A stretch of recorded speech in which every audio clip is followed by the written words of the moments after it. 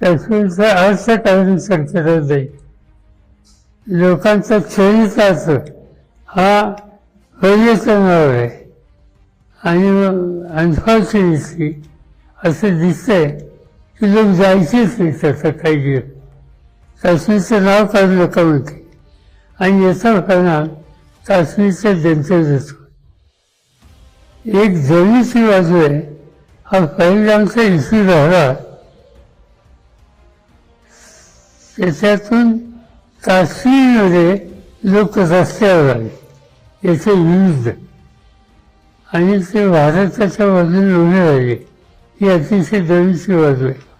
मला काळजी एकच आहे की जे उभे राहिले त्या लोकांचा चरितार्थ हा कदाचित संकटात जाईल अशी स्थिती आज दिसते.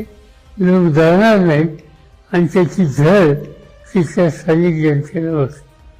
आणि म्हणून केंद्र सरकारने याच्यात अधिक लक्ष